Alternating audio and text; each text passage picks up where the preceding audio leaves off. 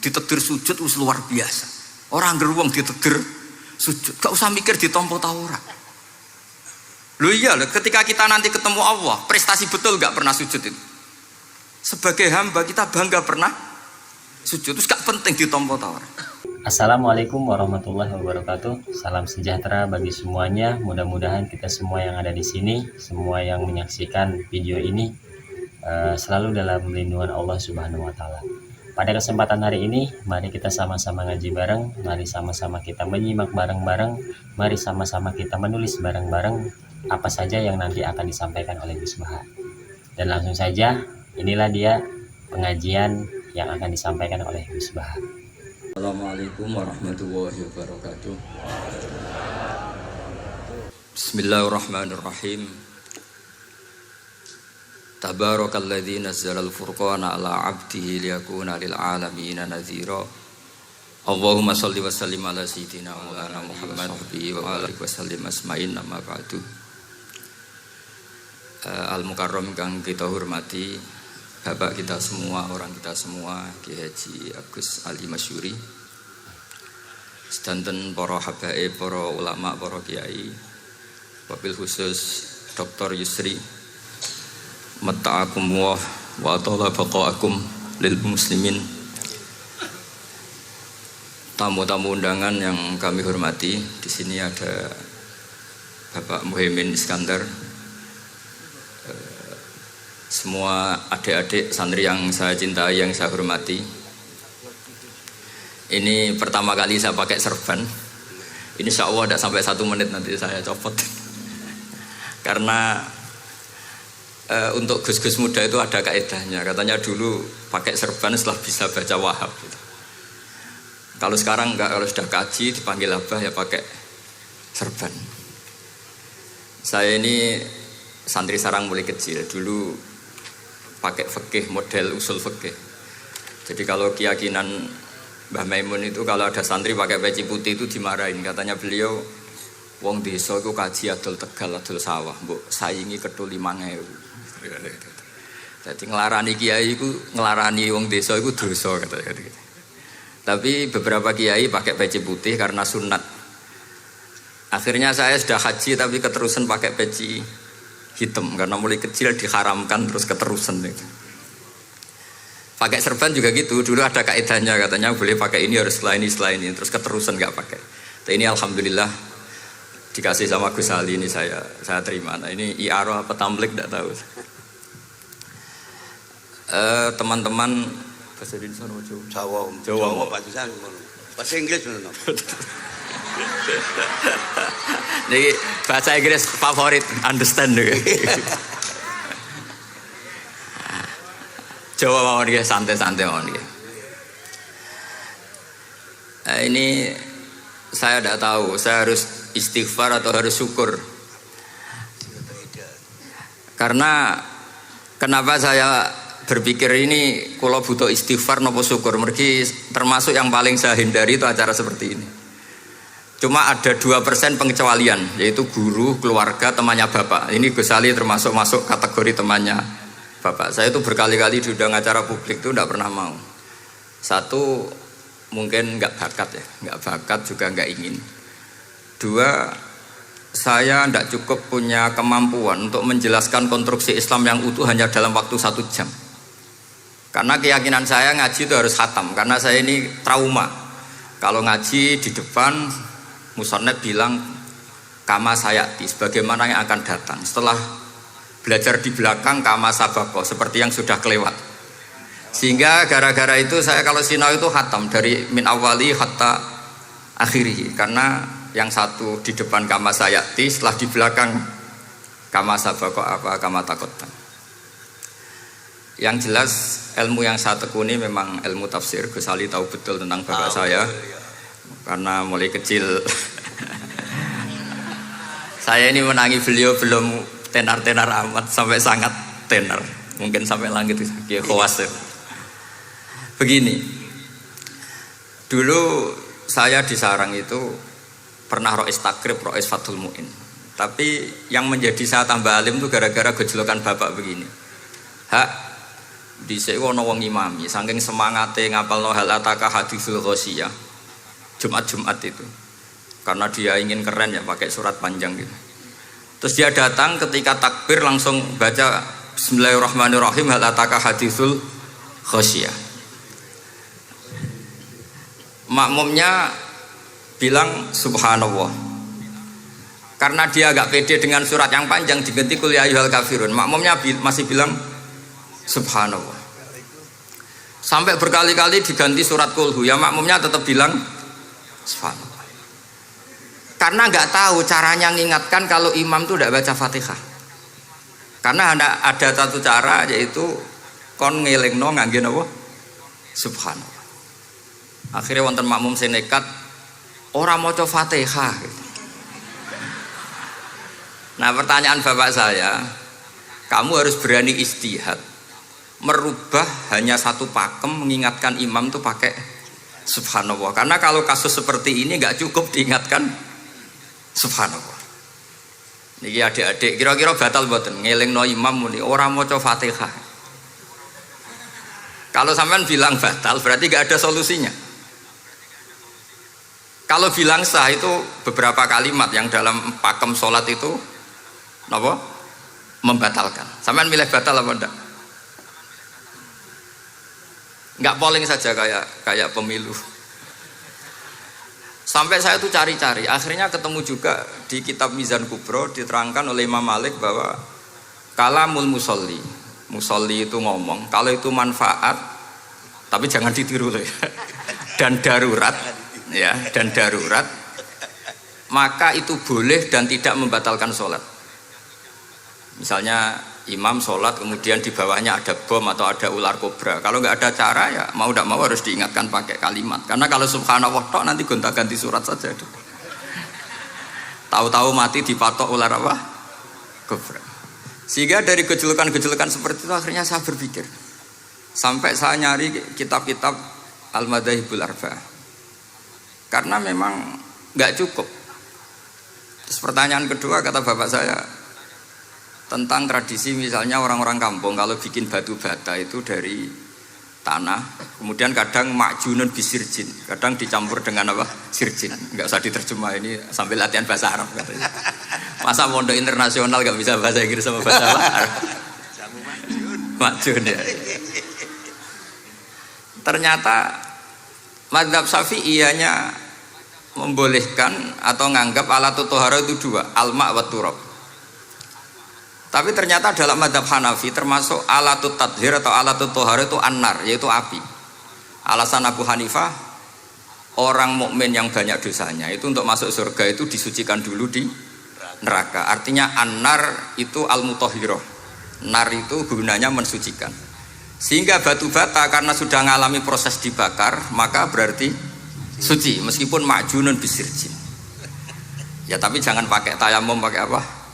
Nah, jadi kalau anda mandi junub atau nggak punya wudhu, kalau nggak ada turab sama apa air, ada solusinya yaitu wudhu pakai nar. Tapi itu jelas haram itu kalau itu, karena nggak mungkin nggak ada turab itu nggak mungkin. Sehingga ini penting, gejolokan-gejolokan para ulama, para guru ini penting, karena ternyata para nabi itu menjadi pinter itu ya karena digojlok pangeran. Saya punya sekian contoh di kitab-kitab para wali.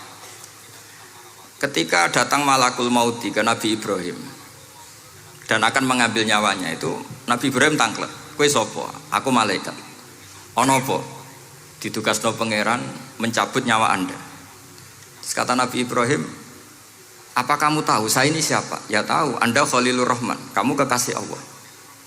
Terus kata Nabi Ibrahim, hal ra'aita habiban yumitu habibah. Masa ada kekasih membunuh yang dikasih? Pasti Anda salah. Ya karena malaikat nggak pernah ngaji di sini, di progresif ini. Dia tidak bisa jawab. Akhirnya niki kalau pamit, niki kalau sembuh niki cekap. Niki cekap. Bingung, betul kulino nih bingung.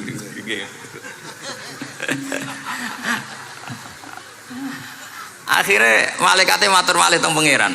Ya Allah, kata Nabi Ibrahim logikanya begini, wahal ra'aita habiban yumitu habibah. Mosok kekasih kok dipateni kekasih. Terus kata Allah gini, Ya sudah bilang gini sama Nabi Ibrahim, sama Ibrahim. Wahal ra'aita habiban yakrahu ayyalqa habibah. Mosok kekasih kok ora siap ketemu sing dikasih. Akhirnya Israel datang lagi. Balik mana? Gini logikanya dibalik sekarang begini gitu. Wahal ra'aita habiban yakrahu ayyalqa habibah. Terus Ibrahim bilang oke ya, enggak masalah sudah. Artinya apa? Kita ini diajari satu logika. Logika apa saja? Ini Allah. Sehingga ya memang normalnya hidup tuh cerdas. Kata Ghazali cerdas nyikapi apa? Realitas. Ini penting saya utarakan. Saya punya sekian contoh kecerdasan para nabi. Saya berkali-kali cerita, nabi yang sezaman itu sebetulnya 3, tapi yang ilmunya level itu hanya 2. Karena ada yang sezaman yaitu Ibrahim dan Lut. Tentu tidak level karena Nabi Lut itu pernah keponakan Nabi siapa? Ibrahim. Kedua Nabi Musa dan Nabi Harun. Tapi ini juga agak level karena Nabi Harun jadinya Nabi itu karena proposal Nabi Musa. Jadi proposal mulai dulu ya ada. Nah, Nabi Musa kita tahu adalah al-sak. Al-sak itu kalau ngendikan itu lesannya agak cedul ya. Cedul.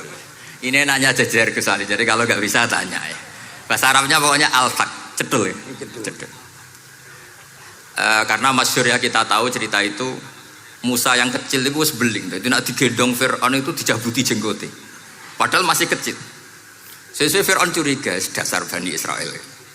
Lama-lama dia memutuskan sepatah ini aja ini jelas darah-darah Israel. Kita tahu Fir'aun adalah orang Kipti, orang Mesir. Setelah berkali-kali gitu terus tanya gini sama Asia, ini anak ini sudah bisa mikir, memang dasar Bani Israel jadi gak suka orang Kipti. Orang bah cah cilik biasa gak masalah. Singkatnya terus dites ada jamroh, ada bara api sama apel. Sebetulnya Musa ini sudah tahu mau ngambil apel, tapi kalau dia ngambil apel dibunuh sama Fir'aun berarti bisa membedakan. Akhirnya sama Jibril diarahkan ngambil apa? Api jamroh tadi. Akhirnya agak ditelan terus menjadi lesannya apa? Cedul. Sampai sepuh jadi nabi tetap begitu. Makanya beliau ngendikan Rabbis shrahli sadri wa yassirli amri wahlul 'uqdatam min lisani yafqahu qawli. Terus proposalnya itu tadi waj'alli waziram min ahli Haruna akhi. Sebagian ayat lebih jelas lagi yaitu wa akhi Harun huwa afsahu minni lisanan fa arsilhu ma'iya rid ayyusaddiqun. Jadi dan saudara saya Harun lebih fasih berbicara daripada saya. Jadi kualitas ilmiahnya bagus Musa tapi jubirnya itu Harun. Ya kira-kira kayak Mbah Lim dulu. Iya Mbah Lim. Ya. Jadi ini saya jubirnya Gus Ali, saya Harun, ini Musa. Maksudnya kaya karena sudah ada nabi. Singkat cerita karena Musa itu agak alsak sehingga Harun ini ya nggak levelnya. Padahal sezaman sehingga ya nggak pernah bantah-bantahan, nggak pernah adu argumen. Yang benar-benar nabi sezaman dan kemudian sering adu argumen adalah Isa dan Yahya. Kita tahu umurnya ya imbang, kualitas al-mazaya wal wadail juga imbang. Nabi Isa kita tahu wa yukallimun nasa fil mahdi wa kahla. Mulai kecil bisa ngendikan ya sudah pinter. Nabi Yahya kita tahu ya Yahya khudil kitaba biquwah wa atainaul hukma sabiyya. Jadi sama-sama pinter. Wa hanana min ladunna wa zakah wa kana taqiyya. Itu dua beliau ini menjadi satu manhaj besar dalam Islam. Itu kalau main ke salah satu kampung, itu Nabi Isa tanyanya aneh. Aina syirarun nas? Orang-orang yang jelek-jelek itu di mana? Orang-orang fasik itu rumahnya mana? Kalau Nabi Yahya tanya, aina khiyarun nas? Orang-orang baik itu di mana? Akhirnya dua beliau ini saling berargumentasi. Kenapa kamu tanya aina syirarun nas? Terus Nabi Isa katanya, lah kenapa kamu tanya aina khiyarun nas? Terus kata Nabi Yahya, enak kancanan wong soleh, gak ruwet kan. Kancanan wong soleh itu kan enak, gak dibodoni, gak ruwet. Pemenang kancanan wong mati, sering bodoni gitu. Masyhur itu cerita Gus Dur, Gus kenapa sering ziarah? Kancanan wong urip sumpek. Iya. Wong mati gak tau bejo. Wong mati ora tau bejo. Ini teman ziarahnya Bapak. Wong mati ora tau bejo. Ya. Itu Ya ini santai-santai saja, relax saja. Karena saya sudah tahu mau ngomong apa. Nanti kalau ingin serius ya ngaji sama saya, harus khatam biar enggak jadi korban kama sayati sama kama takodam. Akhirnya Nabi Yahya gantian tanya, kenapa kamu tanya aina syirarun nas? Itu masyhur beliau. Ini dalam kitab Tabaqatul Asfiya karangan Abu Nu'aim Al-Asfihani. Riwayat Sufyan bin Uyainah, gurunya Imam Syafi'i. Jawabnya Nabi Isa unik. Ana an-nabiyyu, saya ini nabi. Biman zilatit tabib. Nabi itu ibarat dokter. Udawil mardo. Di mana-mana dokter itu cari orang sakit. Makanya di NU itu banyak kiai-kiai yang nangani orang-orang fasik. Dakwah nih gue wong nakal-nakal itu ya ada khazanahnya, asal gak keterusan katut gitu saja. Jadi kalau kamu niru Gusme itu sebenarnya konsepnya satu, asal ada bukti jadi wali dan tidak katut. Kalau ndak ya sudah usah. Gak usah wae kata Gus Ali sudah. Kalau gak kelasnya jangan. Sehingga dua beliau itu jadi khazanah besar. Misalnya Anda jadi kiai di daerah-daerah yang Islamnya sudah maju. Mungkin Anda ini hanya mendapat fasilitas dari Islam. Makanya saya sendiri secara pribadi, misalnya kecelok pinter, tah ranking, tah juara musabaqah tilawatil Quran, kadang dari sekian prestasiku untuk umroh mendapat. Karena kita punya prestasi di daerah yang prestis.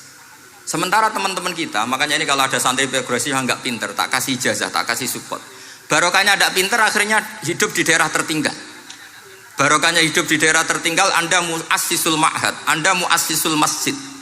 Sing prestasi hanya mendapat dari negara, yang tertinggal malah memberi kontribusi. Akhirnya apa? Lama-lama ini yang prestasi coro Jawa ngatok tomak. Saya dapat apa? Sementara yang di desa tertinggal, saya bisa memberi apa? Sehingga Allah bikin wong bodoh itu ada rencana besar itu kira. Jadi mau orang bodoh itu gak ada orang-orang santri yang hidup di daerah-daerah apa? Tertinggal. Aman golek prestasi, golek umroh, terus ambisi ngimami Masjid Haram barang. Terus kapan dakwahnya? Karena yang diburu itu mendapat, bukan memberi. Ini bahaya sekali bagi Islam. Sehingga tradisi guru-guru kita, nah santri pinter ya dilem, santri bodoh ya dilem, santri bulet ya dilem, santri setengah bulet ya dilem, sekabeh kaulane pangeran. Kok ana hikmah dhewe-dhewe kata gitu. Tapi ini bukan justifikasi atau melegitimasi kenakalan anak-anak Anda. Ini mau cerita ilmiah. Kemudian ada perdebatan lagi. Dan ini nanti terusannya adalah al-ulama warasatul anbiya. Sayyid Abdul Al-Haddad itu masyhur. Kalau ada orang sowan ditanya, kiaimu nak mulang tau nangis? Mboten nate. Lereni ngaji wek wong ngono iku. Atine atos gitu. Tapi Abdul Hasan Asadili kalau ada orang tamu tanya, kiaimu nak mulang tau guyu? Mboten nate. Lereni wong ra iso syukur gitu. Jadi ini dua kutub besar. Siapa yang enggak tahu kewalian Abdul Hasan Asadili? Siapa yang enggak tahu kewalian Sayyid Abdul Al-Haddad? Nah ini kalau Gus Ali sudah dua-duanya, guyu ya sering, nangis ya sering, ini sudah makomen, ini sudah Majma'ul Bahrain kalau dalam ilmu tasawuf. Dan itu mirip perdebatan Nabi Yahya dan Nabi Isa. Nabi Yahya itu happy, hidupnya happy. Kayak bapak saya itu hidupnya happy. Zaman miskin saja gak pernah susah. Gak pernah susah ya. Bapak saya itu khasnya gak pernah susah. Mau meninggal saja masih guyon sama saya. Mau kapundhut itu seguyon kalian. Ya seneng, ya happy saja. Jadi mirip cerita Jalaluddin Ar-Rumi. Beliau mau kapundhut, muridnya nangis semua, marah-marah dia. Kamu murid-murid yang bodoh. Saya ini mau ketemu kasih kamu tangisi. Ayo joget semua. Makanya kalau ada orang mati kok ceria itu karenanya madzhab Jalaluddin apa? Ar-Rumi. Masyhur itu. Ini malam pengantin saya, kenapa kamu nangis? Makanya jadi mitos kalau mimpi jadi manten tuh mau mati. Karena kalau Jalaluddin Rumi istilahkan kematian itu adalah pengantin. Umar bin Abdul Aziz, salah satu khomisul khulafa masyhur itu. Ketika mau kapundhut orang nangis semua juga dia marah. Memangnya saya mau kemana kok kamu tangisi? Ila khairi madhubin ila khairi rahimin, ila arhamir rahimin. Timbang kumpul kon sumpek. Atok mati katanya. Memangnya saya mau kemana? Ila khairi madhubin ila, ke zat yang terbaik yang kita tuju. Ini mirip Nabi Yahya. Sehingga Nabi Isa ngeclek, mali aroka dohikan ka'annaka ta'manu min makrillah. Kamu kok sering senyum, sering guyu, ngakak-ngakak, seakan kan kamu tuh tidak pernah akan kena siksa. Nabi Yahya gantian bales, mali aroka abisan ka'annaka taqnatu mir rahmatillah. Lah kamu merengut terus koyo ora ono rahmate pangeran saja. Ini terus jadi madzhab antara Abdul Hasan Asyadzili dan Sayyid Abdullah Al-Haddad. Sayyid Abdullah Al-Haddad juga diikuti banyak kiai. Itu kalau habis sholat tuh masih susah, diterima enggak, sholat kita makbulah apa enggak, puasa kita makbul apa enggak, sujud kita makbul apa enggak. Tapi kalau Abdul Hasan Asyadzili, kalau ada orang tanya gitu dimarahin. Sujud kula ditampi mboten ya Said Abdul Hasan Asyadzili. Gak usah mikir ngono. Ditegdir sujud wis luar biasa. Orang geruang ditegdir sujud, gak usah mikir ditampa ta ora. Lho iya, ketika kita nanti ketemu Allah, prestasi betul gak pernah sujud itu. Sebagai hamba kita bangga pernah sujud. Terus gak penting ditampa ta ora. Bahkan kalau anak-anak muda ini kepengen ditampa niate elek. Ditompo digajar pangeran terus mlebu swarga terus sama bidadari gitu. Jadi muni ditompo tapi pikirannya sudah ngayal macam-macam. Kalau mazhab Abdul Hasan Asyadzili tidak. Sehingga kitab hikam kita tahu kitab hikam itu adalah dikarang Ibnu Athaillah As-Sakandari, dia muridnya Abdul Abbas Al-Mursi dan ini terus muridnya Abdul Hasan apa? Asyadzili. Itu cerminan Syadziliyah murni. Ya saya ulang lagi itu cerminan Syadziliyah apa? Murni. Sehingga beliau ngendikan masyhur itu, qalilul amali ma'a syuhudil minnah minallah khairun min kasiril amali ma'a ru'yatit taqsir. Jadi amal sedikit tapi yakin itu anugerah Allah, lebih baik beramal banyak tapi masih merasa salah karena ra ono syukure. Makanya bapak saya Gus Ali ana wong abangan gelem salat, gak tahu gak disahno sah terus. Ketika ada orang fikih marah-marah tapi rubuh gedang, wes rubuh gedang lah, pokoknya sah terus. Pokoknya sah terus. Ini sangat-sangat sadili berarti. Ini penting saya utarakan supaya khazanah kita itu tidak pernah habis. Karena al ulama warasatul anbiya. Nabi tidak dawuh warosati, tapi warasatul anbiya. Sehingga semua watak para nabi sebelum Rasulullah Shallallahu Alaihi Wasallam itu semua tercermin pada umatnya Rasulullah Shallallahu Alaihi Wasallam. Cerita paling terkenal tentu Asra Badrin. Tawanan-tawanan perang Badarin mau diapakan? Rasulullah istasyara Abu Bakrin. Terus kata Abu Bakar, itu keluargamu ya Rasulullah. Hum asyiratuka, hum aqaribuka. Ya maafkan saja. Terus ditanya Umar, menurut kamu gimana Umar? Itu kan orang-orang yang ngusir engkau ya Rasulullah. Yang dulu ingin membunuh engkau, sekarang ketangkap ya bunuh, kok repot. Apa kata Rasulullah? Masaluka ya Abu Bakrin kamasali Ibrahim isqala faman tabi'ani fa innahu minni wa man asani fa innaka ghafurur rahim. Sing prestasi ya alhamdulillah, sing ra prestasi muga-muga pangeran akeh sepurane. Sudah gitu ya cara Gus Ali ya sis ngono kok repot. Wa masaluka ya Umar kamasalin nuh isqala rabbi la tadzar alal ardi minal kafirina dayara. Sudah habisi saja ning donya kafir. Tapi anehnya apa? Rasulullah akhudha bimadhabi Abi Bakar. Nabi mengambil pendapatnya siapa? Abu Bakar. Karena Nabi kena khitab anit tabi millata Ibrahim apa? Hanif. Akhirnya terus keterusan. Akeh kiai NU nek ana umat salah dibarno nganti ra roh nak salah. Makanya kenangan saya sama Mbah Sal Mahfud karena beliau itu sepupu sama Mbah saya di Israel itu. Kata Mbah Sal gini, "Hak umpama pantes," kata beliau ini, "umpama pantes, pondok-pondok itu tak sertifikat." Kenapa Mbah? Lah ya akeh kiai gondrong muridnya kol gondrong kabeh terus kadang rapati sholat jari diulang kali jogo. Engkok neng kali-kali golek Nabi Khidir gak tau ngaji. Lah ngene ku nak ditakoki afiliasine kok NU gitu. Mau disertifikat, dadi distandarkan. Pokoknya anggar gak ono takribe ya ora NU gitu. Karena nanti kalau gak disertifikat ini terus khayal-khayal macam-macam ini rata-rata kan afiliasinya juga ngeklaim NU. Padahal ya itu tadi, jadi diulang kali jogo langsung diulang macam-macam. Ini penting saya utarakan karena standarisasi ini penting.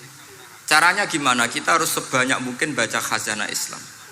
Makanya Imam Ghazali, kayak apa pinternya Imam Ghazali? Beliau di akhir kitab Ihya ngendikan wa alaika bimudawamati mutalaati kitab khilyatil auliya wa tabaqatil apa? Asfiya. Sehingga kita akan punya khazanah yang luar biasa.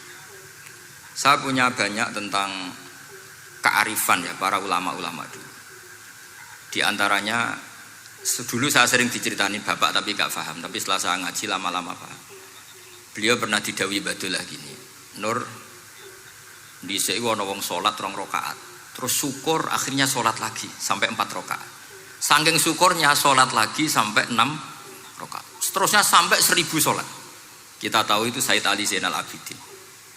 Jadi dia menambahkan sholat itu karena iskon lillah wa syauqon lillah, mahabbatan lillah.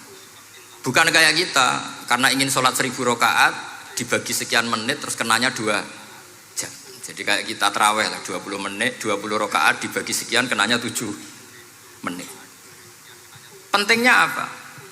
Meskipun kita tidak akan mengalami seperti itu, tapi kita menjadi tahu ketika Rasulullah SAW menghentikan wa qurratu aini fis shalah. Bahkan Nabi kalau banyak masalah itu Nabi yataraddad, mutaraddidan di dalamnya. Setelah mutaraddidan agak panik, Nabi tanya gini sama Aisyah, aina Bilal, aina Bilal, Bilal kemana, Bilal kemana. Setelah Bilal notok, tok tok tok tok, ya Rasulullah as-sholat, arifna ya Bilal, arifna ya Bilal, saya kasih istirahat ya Bilal, saya kasih istirahat. Karena roh dunya, roh politik, roh kebudayaan, roh dulur bulet kabeh. Sing ra bulet mok sitok hubungan ambek Allah Subhanahu wa taala. Maka disebut as-sholat rohatul mukmin. Apa yang terjadi? Ashabu Rasulillah ketika Sayyidina Umar ditusuk oleh Abu Lulu al-Majusi, tentu pakai kira-kira ya panah yang kayak pancing. Jadi kalau sudah dimasukkan kadu cabut itu sakitnya minta ampun. Apa kata Umar? Nanti cabut ketika saya sholat. Karena sekali sholat dan setelah itu dicabut nggak terasa. Ya, kalau sholat kita ada nyamuk ya sudah. Ini penting saya ceritakan, sampai ada wali ditawarin Allah, silahkan masuk surga, tanya, ya Allah di surga ada sholat enggak? Kalau tidak ada sholat enggak lah katanya. Karena dia nggak bisa membayangkan nikmat tanpa sholat. Sehingga penting sekali kekaguman-kekaguman ini. Ketika Sayyidina Umar wafat, di antara yang pertama ditanyakan adalah yang bunuh saya siapa? Itu Hulamul Mughirah, Abu Lulu al-Majusi. Beliau spontan langsung ngendikan gini, alhamdulillah alladzi ja'ala maniyati biyadi rajulin lam yasjud laka sajdatan tuhajuni biha yaumal qiyamah. Matur nuwun Gusti, saya dibunuh oleh orang yang enggak pernah sujud. Kalau saja dia pernah sujud, saya tidak berani maksudkan dia. Jangan-jangan sujud itu engkau terima kemudian dia min ahlil jannah. Kayak apa pentingnya kenangan sujud?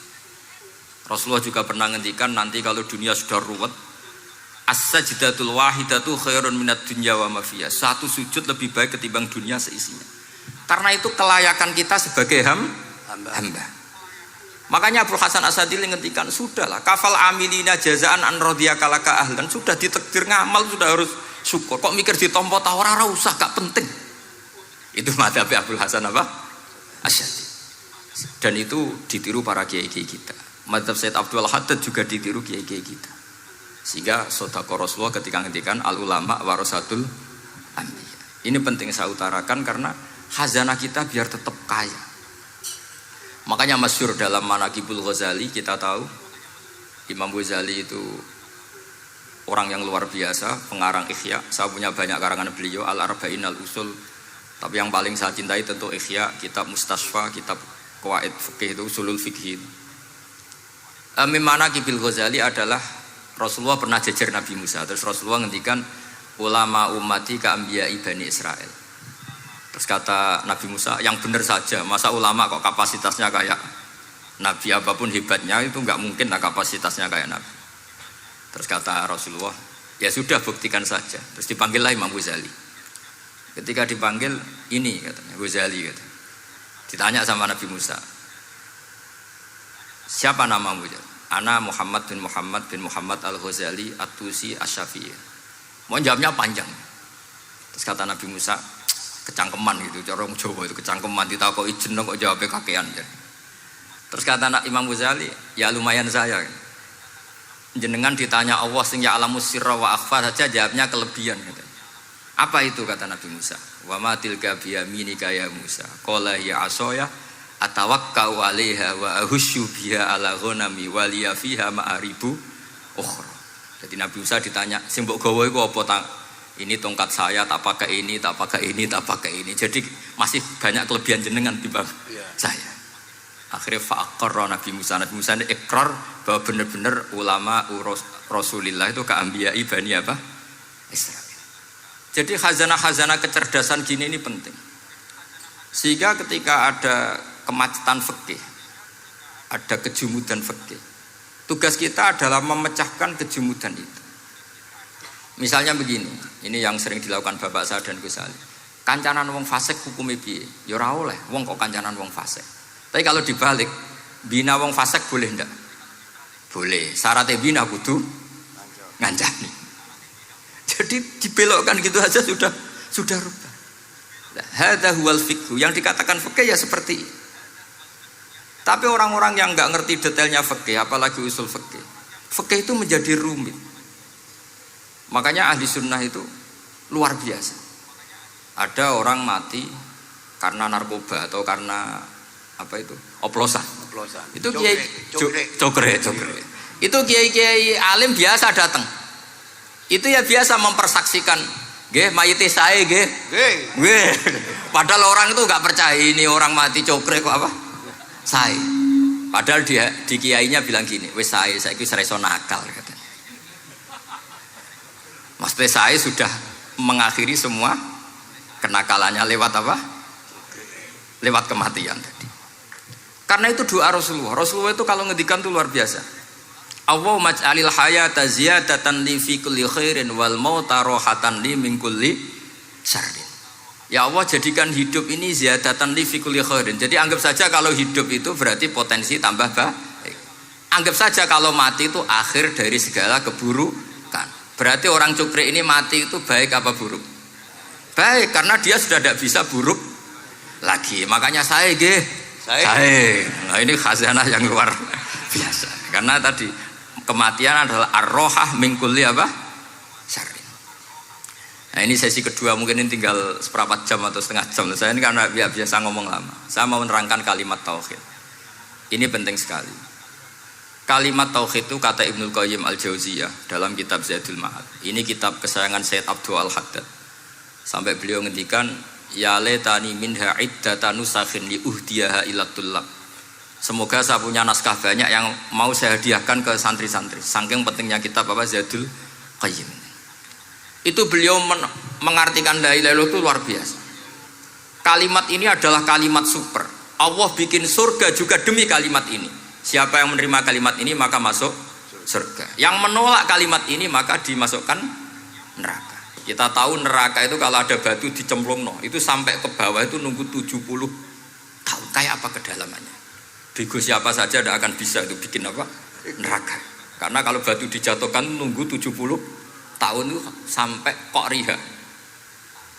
Itu dibikin juga untuk orang yang menolak la ilaha illallah.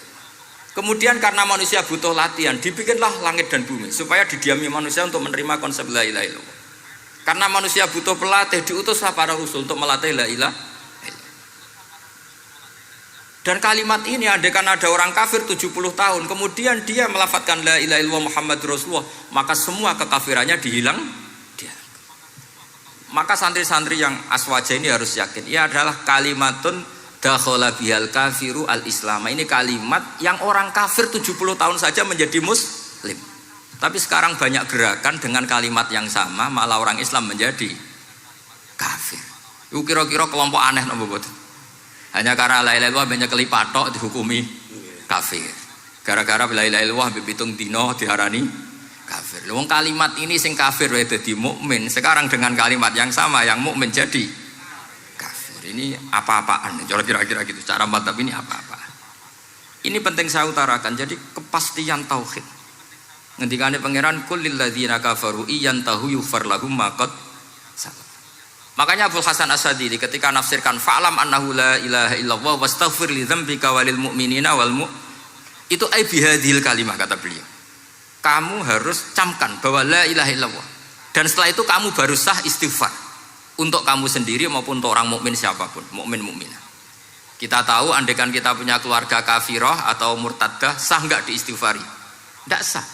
Tapi sefasik apapun asal dia min ahli tauhid maka sah diistighfari karena fa'lam annahu la ilaha illallah wastaghfir lidzambika walil mu'minin. Jadi sahnya mengistighfarkan orang lain hanya dengan satu syarat yaitu dia min ahli la ilaha illallah Muhammadur Rasulullah. Sehingga dalam cerita-cerita kewalian, dan ini saya percaya cerita ini karena saya pernah menemukan di Musnad Ahmad, saya menemukan di Ithaf syaratnya Ihya. juga di kitabnya Said Muhammad Abu Abdul Farad itu. Dulu itu ada wali yang tukang bikin Istanbul itu. Pernah dengar tuh Istanbul itu yang Quran kecil itu. Kalau sekarang kan dibikin masif, mau 5.000-an. Kalau dulu masih asli. Itu Kiai Sarbini itu kayak Mbah Khalil Bangkalan. Jadi karena dia orang penting itu, nak diundang orang itu, ya engkau nak ditakoki pangeran muni rombongan. Jadi kayak Mbah Khalil juga Mesir gitu. Terus ditinggal lagi. Engkau takoki pangeran muni ngenteni Mbah Khalil, ngenteni rombongan. Ya sudah gitu dong. Tapi karena beliau terkenal wali ya. Singkat cerita kalau Sohibul Bait ini nggak terima karena pas 7 hari sampai di sebelah no sapi apa-apa ternyata dia tahlilnya sebentar. Terus kata beliau, ya sudah semua makanan itu ditimbang pakai pohon kelapa. Yang satu kosongin katanya. Kifatul mizan yang satu atau kafatain mizan yang satu dikosongin. Beliau datang yang bikin Istanbul tadi. Bilang bis itu sudah jompat katanya. Sudah tinggi bismillahnya. Terus kata beliau, bismillahku ra genep ae wis ngalahno pakananmu, apalagi genep kata. Ini penting saya utarakan nanti di cerita yang di kitab Musnad Ahmad. Ini perlu dicamkan. Saya hafalkan hadis itu. Inna wa ta'ala istakhlasa rajulan min ummati ala ru'usil khalaik. Setelah dipertontonkan, fayan syuru alaihi tis'an wa tis'ina sijillan. Kullu sijillin minha maddul basar. Jadi ketika dipertontonkan itu ada satu box, yang satu boxnya itu sudah sepanjang mata melihat. Sudah satu boxnya saja itu mislu maddil basar, sepandang mata melihat. Apalagi ini 99. Terus Allah itu fair, Allah tanya, afalaka uzrun, apa kamu melakukan kesalahan banyak ini punya alasan? Enggak katanya. Adzolamat kata badi al-hafidun, apa memang malaikat itu sentimen sehingga salah kamu tok yang ditulis, kalau kamu nggak salah nggak ditulis? Enggak ya Allah. Terus kata Allah, bala innalaka inti hasanah, kamu masih punya satu kebaikan. Ketika Allah bilang kamu punya satu kebaikan, apa kata lelaki tadi? Nah, gunanya apa ya Allah satu kebaikan dibanding kesalahan yang sebanyak itu? Akhirnya kesalahan yang sebanyak itu ditimbang. Si timbang satunya itu hanya la ilaha illallah Muhammadur Rasulullah. Fato syat as-sijilat. Semua catatan salah tadi kalah. Kenapa? Fala yaskulu ma'asmillahi ta'ala syai'un. Karena di dunia maupun akhirat tidak ada yang bisa mengalahkan kalimah thayyibah. Tapi sekarang kalimah thayyibah itu jadi tersangka. Nah ini makanya saya mohon santri-santri, hujjiyatu ahli sunnah wal jamaah ini harus mustaqirroh, harus sabitah, harus benar-benar berargumentatif. Sehingga kita tahu setahu-tahunya bahwa kalimat ini adalah kalimat yang orang kafir saja menjadi muslim. Masa dengan kalimat yang sama orang mukmin menjadi kafir? Ini penting saya utarakan karena kita harus terus belajar. Caranya gimana? Ya diantaranya tadi belajar kitab Ihya, beberapa kitab. Sehingga khilaf-khilaf fikhiyah, meskipun kita tidak bidangnya misalnya, itu tetap punya kualitas yang luar biasa. Saya sampai sekarang menerima sorogan kitab Mahalli. Itu di situ ada perdebatan unik. Boleh enggak misalnya jenazah itu diletakkan di belakangnya yang sholat?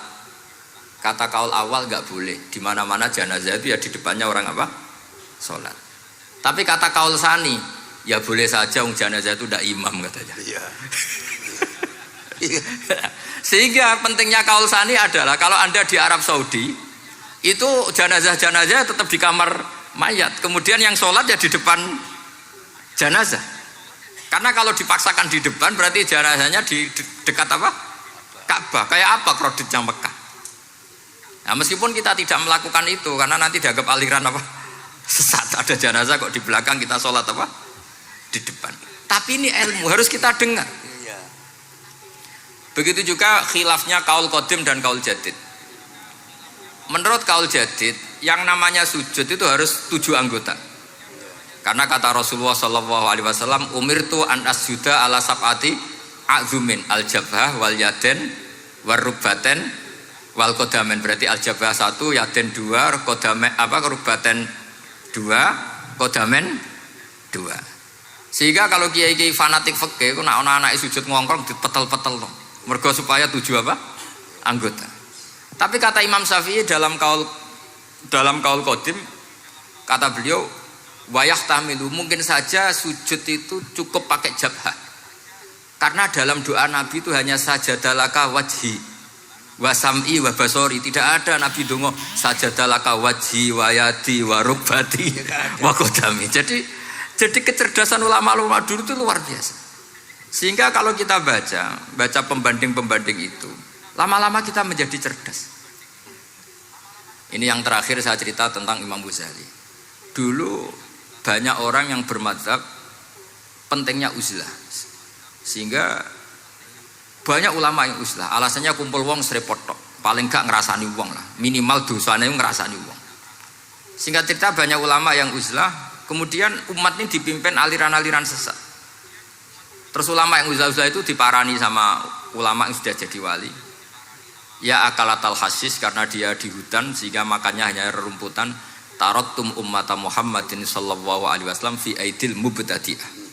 Betul uzlah itu baik, tapi membiarkan umatnya Nabi dipimpin orang-orang yang sesat. Makanya kita terima kasih sekali Gus Ali ada di antara kita, membimbing kita, membina kita.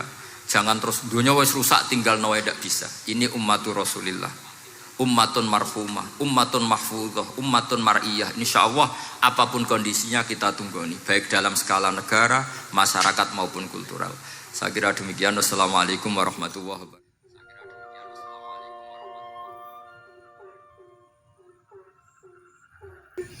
Itulah tadi pemaparan daripada Gus Baha. Mudah-mudahan kita semua yang ada di sini yang masih setia dengan channel ini bisa melaksanakan atau bisa menjalankan pesan-pesan dari beliau di kehidupan kita sehari-hari.